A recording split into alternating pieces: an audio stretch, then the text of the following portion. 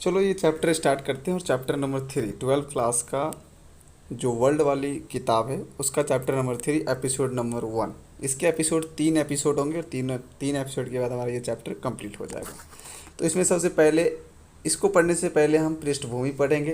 पिछले चैप्टर में थोड़ा बहुत पढ़ेंगे क्या पढ़ा था, और इसकी पृष्ठभूमि थोड़ा समझेंगे। नई विश्व व्यवस्था की शुरुआत कैसे हुई, किसने संज्ञा दी, उसको देखेंगे। मेनली इस चैप्टर में बहुत मज़ा आने वाला है। इसमें 4 ऑपरेशन हम लोग पढ़ेंगे। तो अगर हमारे चैनल पे नए हो, चैनल को सब्सक्राइब कर लेना और बेल आइकन का बटन को प्रेस कर देना ताकि न्यू वीडियो जो भी आएंगे आपको पहले अपडेट मिले। ठीक है। इसमें 4 ऑपरेशन पढ़ने हैं। तो खारी युद्ध जो चलती है उसमें ऑपरेशन डेजर्ट स्टॉर्म चलता है। ठीक है। फिर उसके बाद हमको बिल क्लिंटन पढ़ना है। सेकेंड ऑपरेशन हमको पढ़ना है ऑपरेशन इन्फिनाइट रिच। ठीक है। थर्ड 9/11 की घटना होती है, उसमें जो ऑपरेशन चलता है उसको बोलते हैं ऑपरेशन इंड्यूरिंग फ्रीडम। ठीक है। और एक और ऑपरेशन है जो कि हम एपिसोड नंबर 2 में पढ़ेंगे, जो कि इराक में 2003 में चलाया जाता है। वो चलाया जाता है ऑपरेशन इराकी फ्रीडम। ठीक है। 3 ऑपरेशन हम लोग मेनली पढ़ेंगे। ठीक है। तो चलो थोड़ा पृष्ठभूमि की बात करते हैं। उस चलिए पृष्ठभूमि, आपको पता है कि द्वितीय विश्व युद्ध जब समाप्त हुआ तो 2 केंद्र जो महाशक्तियां हैं वो आई, अमेरिका सोवियत संघ। इन दोनों में चला क्या, कोल्ड वार, जिसको शीत युद्ध बोलते हैं। ये अमेरिका और ये यूएसएसआर सोवियत संघ, इन दोनों में चलता है 1945 से 1991 तक शीत युद्ध। और 1991 में सोवियत संघ का विघटन होता है। तब बचता है सिर्फ और सिर्फ एक महाशक्तियाँ, वो यूएसए यानी अमेरिका। अब इनका वर्चस्व हर एक क्षेत्र में देखने को मिलता है। भूमि थोड़ा बहुत हम लोग ने जान लिया। अब हम लोग देखते हैं नई विश्व व्यवस्था की शुरुआत। देखो अभी नई विश्व व्यवस्था की बात तब करेंगे जब हम खारी युद्ध को पढ़ेंगे। प्रथम खारी युद्ध जो हुआ था 1990 में, अगस्त 1990 में, उसको समझेंगे। उस समय आएगी नई विश्व व्यवस्था। तो पहले ये पॉइंट समझ लेते हैं, अमेरिका का पूर्ण रूप से वर्चस्व कब शुरुआत हुआ, 1991 में, जब सोवियत संघ का विघटन हुआ। सही बात है। लेकिन यहाँ पे क्वेश्चन बन रहा है कि क्या अमेरिका का वर्चस्व जो है सोवियत संघ के विघटन के बाद ही प्रारंभ हुई? नहीं। क्यों नहीं? तो अमेरिका वर्चस्व आपने 1945 में भी देखा। 1945 में कब देखा? जब अमेरिका ने जापान के 2 शहर हिरोशिमा और नागासाकी पर बम गिराया। हाँ, लेकिन ये बात है, वर्चस्व उस समय भी अमेरिका का था, लेकिन अब जो वर्चस्व है वह एक ध्रुवीय वर्चस्व है। ठीक है। यानी उस समय सोवियत संघ के विघटन के बाद एक ध्रुवीय वर्चस्व अमेरिका का है, लेकिन उससे पहले भी वर्चस्व था, लेकिन उनके साथ साथ एक वर्चस्व देश और थी जो कि सोवियत संघ थी, है ना। तो ये रहा। अब हम लोग जो है खारी युद्ध को पढ़ने वाले हैं। खारी युद्ध क्या हुआ था कि इराक, अभी थोड़ा आगे जाने से पहले मैं बता देता हूँ। इराक जो है कुवैत पर आक्रमण कर देता है। किस पे? कुवैत पर। तो पहले हम इसका मैप दिखाते हैं आपको। आप मैप देख रहे हो, वर्ल्ड मैप का कुछ हिस्सा है। ये जो ग्रीन पार्ट आप देख रहे हो यह है इराक। क्या है? इराक। ये जो देख रहे हो ये ईरान है, और ये जो देख रहे हो आप ये है कुवैत। तो मेनली ये दोनों हम लोग को देखना है, इराक और ये कुवैत। वैसे मैं बता देता हूँ, ये सऊदी अरबिया है, ये सीरिया है, ये ईरान है। बहुत सारे कंट्री है, मैं बता सकता हूँ, लेकिन उतना डीपली नहीं जाना है। तो ये इराक है और ये कुवैत है। तो इराक क्या होता है, कब्जा कर लेता है कुवैत पर। ठीक है। जब इराक कब्जा कर लेता है कुवैत पर तो इसको समझाने की कोशिश की जाती है, लेकिन बच्चे नहीं समझते, नादान बच्चे हैं, तो समझने के लिए तैयार नहीं होते हैं। तो इसके बाद जब इनको समझाया जाता है और नहीं समझते हैं, यहाँ से ये नहीं हटते हैं कुवैत पर से, तो यूएनओ जो कि यूनाइटेड नेशन ऑर्गेनाइजेशन है, जो कि अंतर्राष्ट्रीय स्तर पे काम करती है, इन्होंने बल प्रयोग करने की अनुमति दे दी। अब चलते हैं, हम आपको नॉट्स पे ले चलते हैं। ठीक है। कुवैत मैंने दिखा दिया, इराक ने कुवैत पर कब्जा कर लिया। फिर इसको समझाने की कोशिश की गई, लेकिन वह बेचारा नहीं माना। तब यूएनओ जो है, अंतर्राष्ट्रीय संगठन जो है, उसने बल प्रयोग करने की अनुमति दे दी। ठीक है। और यह यूएनओ का नाटकीय फैसला कहलाया। तो भाई साहब, नाटकीय फैसला क्यों कहलाया? क्योंकि आपको पता है यूएनओ बना था 1945 में, 24 अक्टूबर 1945। यूएनओ का पहला नाम था लीग ऑफ नेशन, जो 10 जनवरी 1920 को बना था। ठीक है, प्रथम विश्व युद्ध के बाद। लेकिन इसके रहते हुए भी द्वितीय विश्व युद्ध हो गया, तो द्वितीय विश्व खत्म होते ही इसका नाम चेंज कर दिया गया था, जो कि लीग ऑफ नेशन से यूनाइटेड नेशन ऑर्गेनाइजेशन दिया गया। ठीक है, तो उसके बाद तो यह नाटकीय फैसला इसीलिए कहलाया क्योंकि 1945 के बाद एक ही बार डायरेक्ट 1990, यानी समझ सकते हो 45 साल के बाद ऐसा कुछ फैसला यूएनओ ने लिया, कहा कि इस पे बल प्रयोग करो।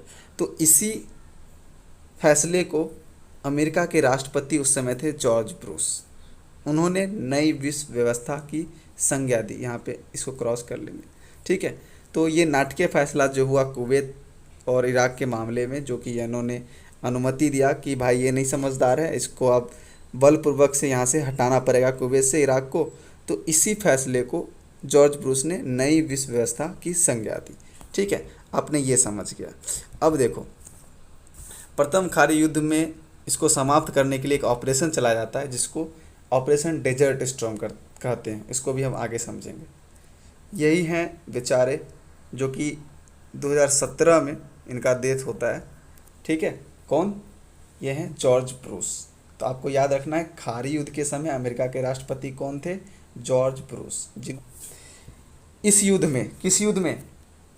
जो प्रथम खाड़ी युद्ध था उसमें 34 देश के कुल 6,60,000 सैनिक भाग लिए। अब देखो, जो बल प्रयोग करने की अनुमति जब दी गई तो इसमें 34 देश शामिल हुआ इराक को हटाने के लिए, आप समझ सकते हो, जिसमें 33 देश और एक देश, यानी 33 देश एक देश मतलब 33 देश को गोली मारो, एक देश यानी अमेरिका। अमेरिका का सिर्फ इतना में 75% सैनिक था, समझ सकते हो। इतने में 75% सैनिक एक देश का है और 25% जो सैनिक था वह 33% देशों का था, 33 देशों का था। तो यहाँ भी आप देख सकते हो कि जब खाड़ी युद्ध हुआ था उस समय अमेरिका के सैनिकों का वर्चस्व देख सकते हो यहाँ पे। ठीक है, और इसी युद्ध में जो ऑपरेशन चलाया गया उसे डेजर्ट स्टॉर्म कहा जाता है। ठीक है, तो आपको याद रखना है डेजर्ट स्टॉर्म कब चलाया गया या डेजर्ट स्टॉर्म किसे कहते हैं। तो आपको बताना है कि 1990 में जब इराक ने कुवैत पे कब्जा कर लिया तो इराक को समझाने के पश्चात वह नहीं माना, तो यूएनओ ने बल प्रयोग करने की अनुमति दी। तो इस युद्ध में 34 देश और कुल 6,60,000 सैनिक ने भाग लिया, और इसी युद्ध में जो ऑपरेशन चला गया उसे डेजर्ट स्टॉर्म कहा जाता है। तो ये ऐसा आपको क्वेश्चन पूछे तो आप ऐसा बताएंगे। लेकिन जो सद्दाम हुसैन था, सद्दाम हुसैन कौन था भाई? तो सद्दाम हुसैन जो था वह था इराक का कौन था? राष्ट्रपति था। ठीक है, इराक का राष्ट्रपति था। इराक का राजधानी कहाँ है आपको कमेंट सेक्शन में बताना है। ठीक है, इराक का राजधानी कहाँ है आपको कमेंट सेक्शन में बताना है। तो जो सद्दाम हुसैन था, उन्होंने इस ऑपरेशन में के बाद जब इनको दर्द होने लगा तो इन्होंने एक मजाक वाला कह सकते हो एक, कि इन्होंने कहा कि यह जो जंग हुआ है 100 जंगों का एक जंग साबित हो, यानी कि हम बदला लेकर रहेंगे। ठीक है, तो इस घटना को पूरी दुनिया में लाइव दिखाया गया। आप समझ सकते हो लाइव क्यों दिखाया गया? ताकि अमेरिका का वर्चस्व देखा जाए। इस युद्ध में स्मार्ट बम का प्रयोग किया गया, जिसे कंप्यूटर युद्ध भी कहा जाता है। ठीक है, यानी अच्छे टेक्नोलॉजी का यूज करके यह युद्ध लड़ा गया, इसीलिए स्मार्ट बम कहा गया है। ठीक है, और इसे कंप्यूटर युद्ध भी कहा जाता है इसीलिए। ठीक है, अब देखो इसके बाद क्या है? हाँ, इसके बाद देखो, ये तो जब ऑपरेशन डेजर्ट स्टॉर्म चला यानी कि खाड़ी युद्ध में चला था, तो इस समय राष्ट्रपति थे जॉर्ज ब्रूस। कौन थे? George Bruce. लेकिन बेचारा 1992 में जब राष्ट्रपति इलेक्शन होता है तब वो हार जाता है। यानी 1990 में खाड़ी युद्ध होता है, ऑपरेशन डेजर्ट स्टॉर्म चलाया जाता है, और उस समय राष्ट्रपति थे जॉर्ज ब्रूस। लेकिन 1992 जब राष्ट्रपति इलेक्शन होता है तो बेचारे हार जाते हैं। कैसे हारते हैं, किससे हारते हैं, वो देखते हैं आगे। ठीक है, चलो इसको इरेज करते हैं।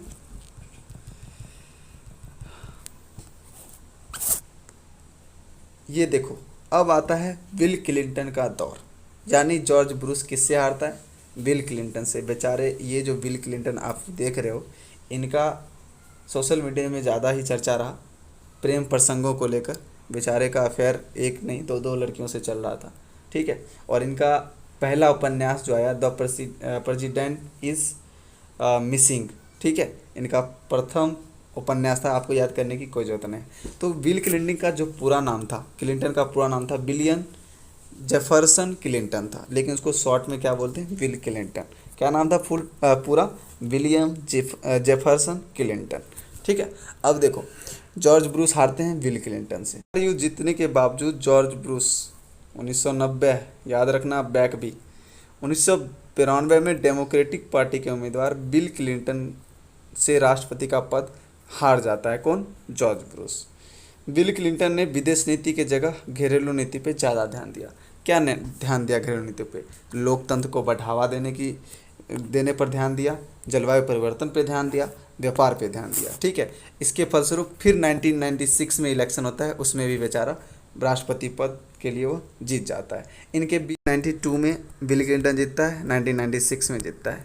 बेचारे 1996 में जीतते और इनके पास एक आपदा आ जाता है जो कि 1998 में आता है। कौन सा आपदा आता है वो देखते हैं। अमेरिका के 2 दूतावास, आपको पता है भारत का दूतावास जो होता है वो अनेक राज्यों में देश में रहता है, वहाँ की सूचना को यहाँ पहुँचाता है। तो अमेरिका के भी दूतावास दूसरे कंट्री में थे। तो एक नैरोबी और एक दार ए सलाम पर, वहाँ जो अमेरिका का दूतावास था वहाँ पे आतंकवादी हमला होता है। तो देखते हैं नैरोबी कहाँ है। नैरोबी जो है वह केन्या का राजधानी है। केन्या एक कंट्री है, ठीक है। तो यानी केन्या, यानी अमेरिका के 2 दूतावास में एक केन्या जो कि उसका दूतावास नैरोबी होता है, और दूसरा तंजानिया, ठीक है, जो यहाँ पे आप देख रहे हो यहाँ पे है दार ए सलाम। यहाँ पे अमेरिका के 2 दूतावास होते हैं, दोनों अलग अलग कंट्री हैं और दोनों अलग अलग दूतावास हैं अमेरिका के। दोनों पे आतंकवादी हमला हो जाता है 1998 में, ठीक है। अब देखो आगे क्या होता है जब हमला होता है। तो हमला होगा और अमेरिका चुप बैठे, ऐसा तो हो नहीं सकता, क्योंकि अमेरिका पावरफुल था और एक ध्रुवीय विश्व था, उसका ही वर्चस्व चल रहा था। 1998 की घटना है, आपको मैंने बता दिया। अब देखो अलकायदा को इस बमबारी या हमला कह सकते हो, उसको जिम्मेवारी ठहराया गया। तो ये भाई साहब अलकायदा क्या है, अलकायदा जो है वह अतिवादी मुसलमान है, अतिवादी मुसलमान विचारधारा से जो प्रभावित है वो एक आतंकवादी संगठन है, ठीक है। अलकायदा जो है वह अतिवादी इस्लाम विचारों से प्रभावित एक आतंकवादी संगठन है। आप लिख लोगे तो बेहतर होगा आपको याद करने में, ठीक है। इस घटना के जवाब में अमेरिका क्या चलाता है, ऑपरेशन इन्फिनिट रिच, ठीक है। कौन सा ऑपरेशन चलाता है, ऑपरेशन इनफाइनाइट रिच। ध्यान रखना है, आपने 2 ऑपरेशन पढ़ लिया, एक पीछे आपने पढ़ा डेजर्ट स्टॉर्म और अभी आप पढ़ रहे हो ऑपरेशन इन्फिनिट रिच, ठीक है। अब देखो जब ये ऑपरेशन चलाया तो अमेरिका ने सूडान और अफ़गानिस्तान के अलकायदा के ठिकानों पे कई बार क्रूज मिसाइल से हमला किया, क्योंकि जो हमला हुआ था उसका जिम्मेदार कौन ठहराया गया था, अलकायदा। और कहाँ के अलकायदा, सूडान और अफ़गानिस्तान के। और इसी के वजह से अमेरिका ने सूडान और अफ़गानिस्तान के अलकायदों पे क्रूज मिसाइल से हमला किया। अब थोड़ा हम सूडान और अफ़गानिस्तान भी घूम लेते हैं, कोई भी कॉस्ट नहीं लगेगा, फ्री में घुमा रहे हैं हम। चलो ये देखो आप, यहाँ आप देख रहे हो यूएस स्ट्राइक, ये अफ़गानिस्तान है जिसका राजधानी काबुल है, और ये आप देख सकते हो यूएस स्ट्राइक सूडान। इन दोनों अलकायदा ठिकानों पे जो है बमबारी किया गया, ठीक है, क्रूज मिसाइल से अमेरिका के द्वारा। आपने मैप देख लिया, अब चलो आगे। तो ये चीज़ आपने देखा, और इसके बाद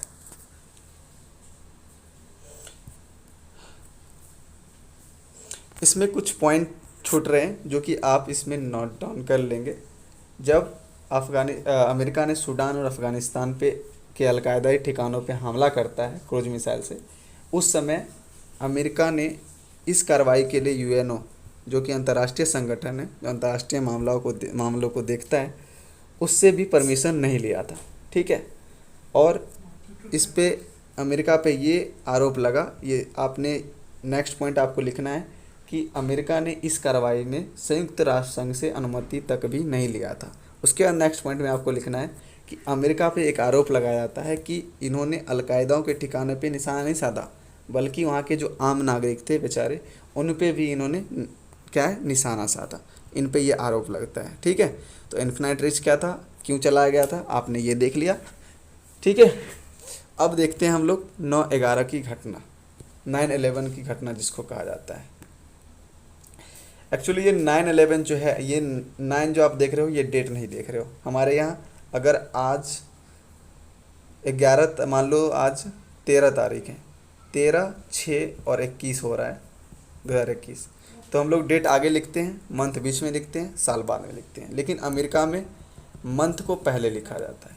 तो ये 9 क्या है, सितंबर है, सितंबर, और ये डेट है, यानी ये महीना है और ये डेट है, वहाँ पे उल्टा लिखता है। तो यानी कि 11 सितंबर को एक घटना होता है, तो वो घटना क्या होता है उसको समझते हैं।